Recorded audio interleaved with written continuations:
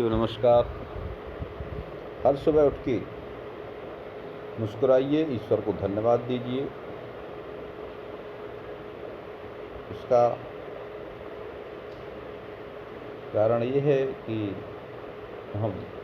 हमें जो इतनी अच्छी अपॉर्चुनिटी मिली है, हम मनुष्य का जीवन जीने को हमें मिला है। किसी ने कहा है, बड़े भाग मानुष तन पावा, सुर दुर्लभ सदग्रंथन गावा। ये जो मनुष्य का जीवन है, ये बड़े भाग्य से मिलता है और ये देवताओं के लिए भी दुर्लभ है। इसलिए हम हर रोज़ सुबह उठकर ईश्वर का धन्यवाद करें और हम प्रत्येक काम करने के पहले एक क्षण प्रसन्नता से मुस्कुराएं, क्योंकि जो आज हमें मिला है ये वही कल है जिसके लिए हम बहुत दिनों से चिंता कर रहे थे कि कल कैसा होगा। और ये जो कल है वो बड़ा खूबसूरत है। इसलिए आप मुस्कुराइए, अपने ईश्वर को धन्यवाद दीजिए, अपने आप को सौभाग्यशाली मानिए कि हम एक अच्छे काम करने जा रहे हैं। आइए अब हम करते हैं अपने लेसन की शुरुआत। हमने पिछले भाग में देखा था करणी चिन्ह, रेडिकल साइन क्या होते हैं। हमने घनमूल देखा था, वर्गमूल देखा था, nth रूट देखा था और इनके जो चिन्ह होते हैं उनसे भी आप परिचित हो गए हैं। यानी यदि हम किसी करणी चिन्ह के ऊपर यहाँ पे n लिख देते हैं, मतलब ये nth रूट है, यानी ये nवां मूल है। यदि a की पावर n की करणी चिन्ह n करें तो इसकी वैल्यू होगी a, यानी ये a की घात n का nवां मूल है a। यहाँ पे कोई भी हो सकता है, जैसे हमने लिया 3, तो 9, ये 27, ये 81, ये 241। तो हम यदि 241 का 1, 2, 3, 4, 5 पाँचवा मूल ले रहे हैं तो कितना होगा? ये होगा 3, यानी 3 की पावर 5 और उसकी करणी घात 5 कर दें तो उत्तर क्या आ जाएगा? 3 आएगा। इसको हम एक दूसरी तरीके से भी समझ सकते हैं। तो जो nth रूट है वो वास्तव में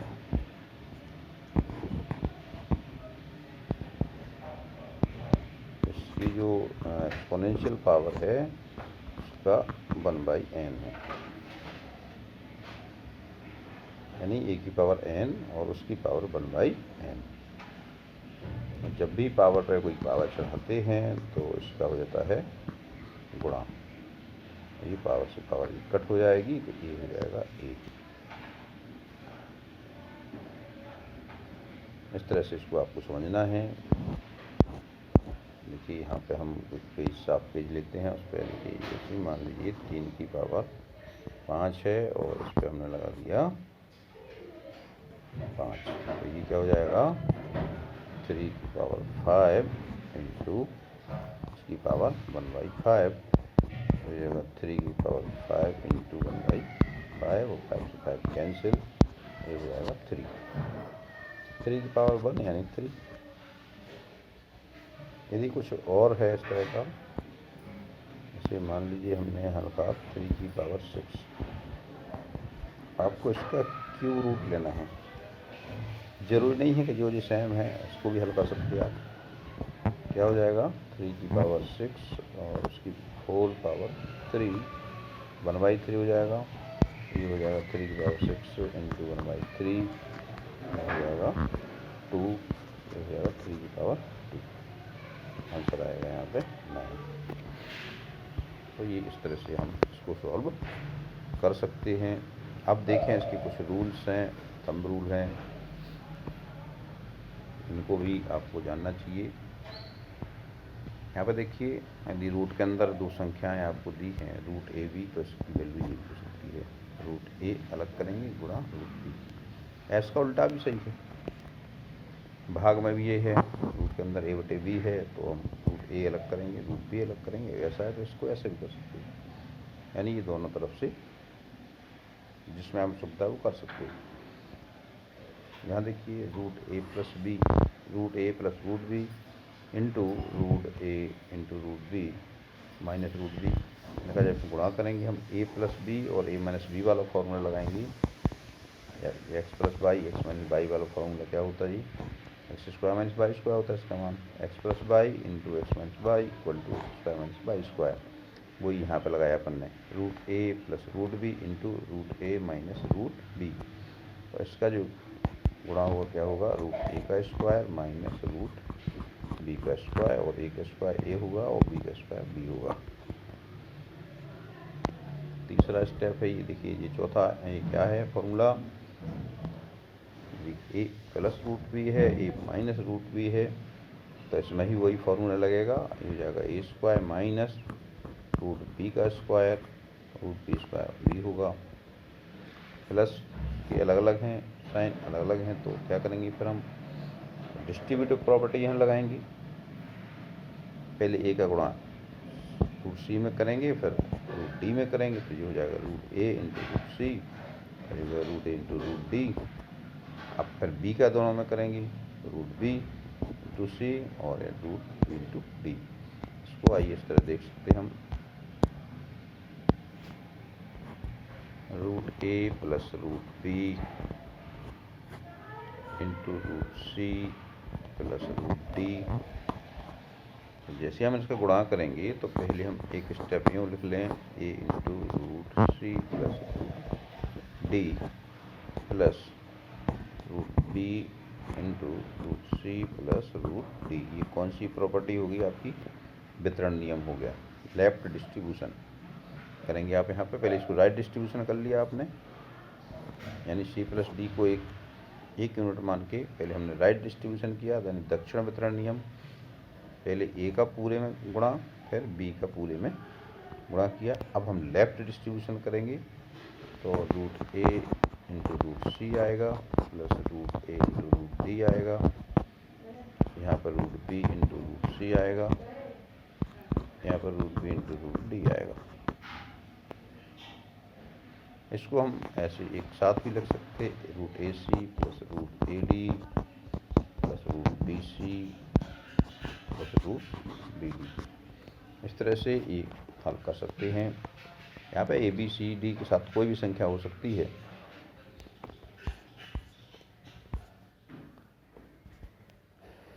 अब हम देखें इसके स्क्वायर की, तो ये वैसे ही काम करेगा जैसे ए प्लस बी का होल स्क्वायर करते हैं, तो ए प्लस बी का होल स्क्वायर, उसको क्या फॉर्मूला होता है आपको पता है, A square plus 2ab plus B square. अब यहाँ पे यदि रूट रखते हैं तो क्या करेंगे हम, root A plus root B इसका होल स्क्वायर करेंगे, तो क्या आएगा, रूट ए का होल स्क्वायर प्लस 2 रूट ए रूट बी प्लस बी का होल स्क्वायर। तो इस तरह से ये आ जाएगा आपका ए स्क्वायर प्लस 2ab, तो चूँकि ए बी रूट में है तो रूट ए भी हो जाएगा और प्लस बी। इस तरह से माइनस वाले का फॉर्मूला लगाएंगे, ए माइनस बी का होल स्क्वायर वाला फॉर्मूला लगा देंगे। आपको पता है ए माइनस बी का होल स्क्वायर वाला होता है ए स्क्वायर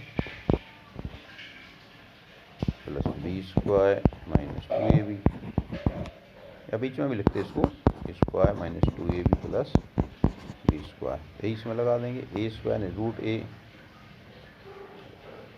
यहाँ पे हमने क्या लिख दिया, ए लिखना है आपको, स्क्वायर नहीं लिखना है यहाँ पे।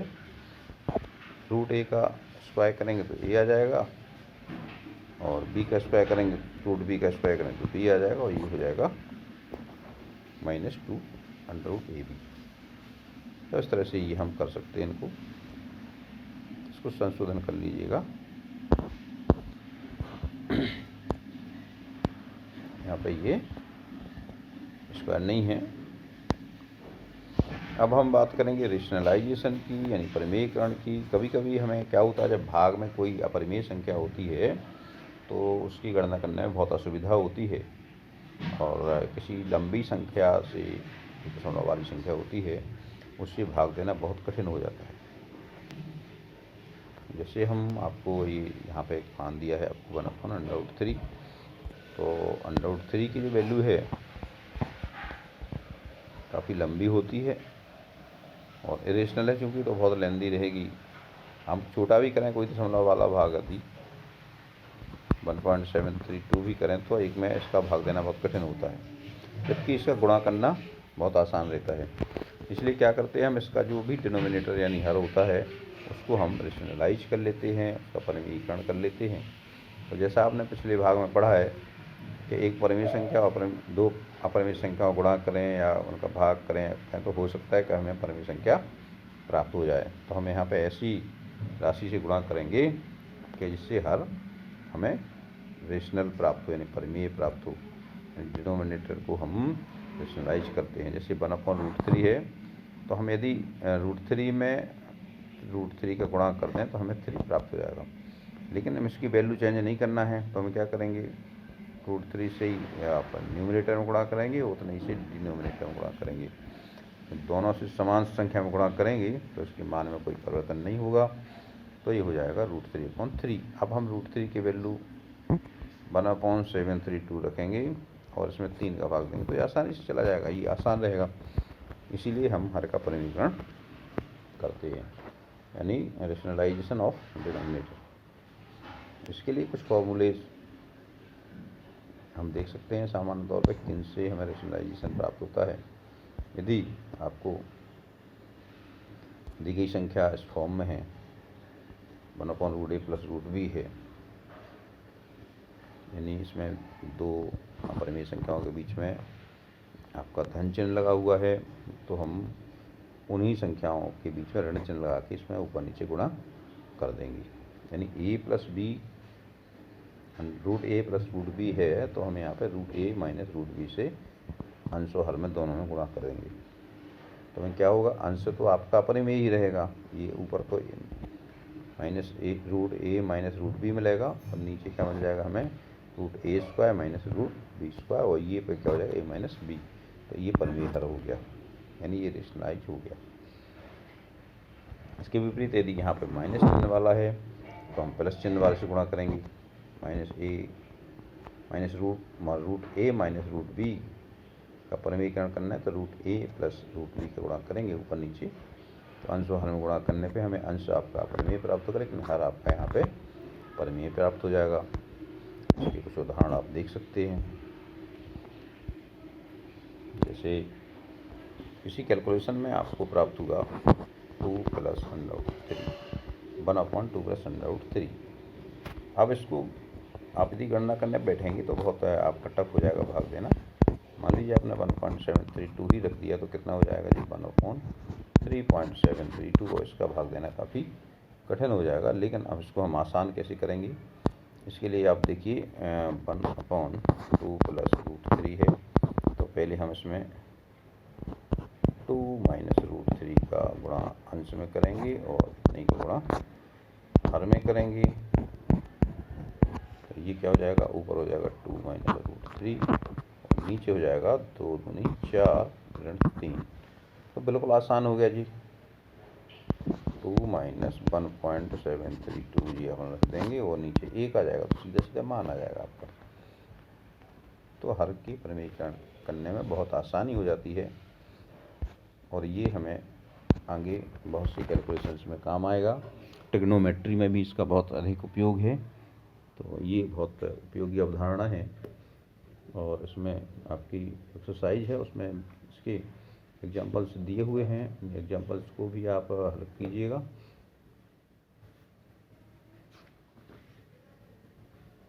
इसमें से एक एग्जांपल हम यहाँ ले रहे हैं, ये है एक्सरसाइज नंबर 1.5 का 5वें क्वेश्चन का। तीसरा भाग, यहाँ पे आप इसको देखें, ये 1.5 एक्सरसाइज का 5वां क्वेश्चन है, उसका तीसरा पार्ट हम दे रहे हैं यहाँ पे। तो ये है 1/√5 प्लस √2। इसकी वैल्यू आपको निकालना है, तो क्या करेंगे, हम इसको रेशनलाइज करेंगे। रेशनलाइज करने के लिए हमें √5 माइनस √2 से गुणा करना पड़ेगा बोथ साइड। हमने इसको गुणा किया, फिर क्या प्राप्त होगा, ऊपर तो आपको वही प्राप्त होगा √5 माइनस √2, नीचे प्राप्त होगा ये √5 का स्क्वायर हो गया 5, √2 का स्क्वायर हो गया 2। ये हो जाएगा √5 माइनस √2/3। ये आसान हो जाएगा, इसको कैलकुलेट करना बहुत आसान रहता है। तो इस तरह से हम इनको हल कर सकते हैं। और भी जो एग्जाम्पल उसमें दिए हैं सबको आप हल कीजिएगा। इस तरह से आप एक्सरसाइज को कंप्लीट करिए।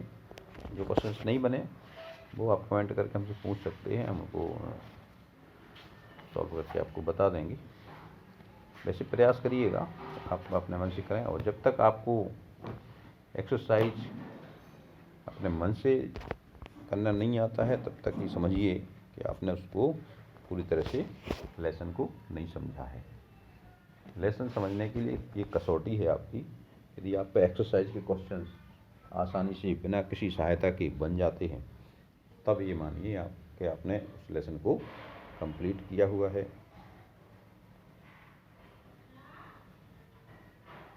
बाकी आप लोग अच्छे हैं, अच्छे पढ़ने वाले हैं, तब तो आप इसको देख रहे हैं, आपको गणित अच्छी लगती है, गणित के प्रति श्रद्धा है। आपको ढेर सारी शुभकामनाएं।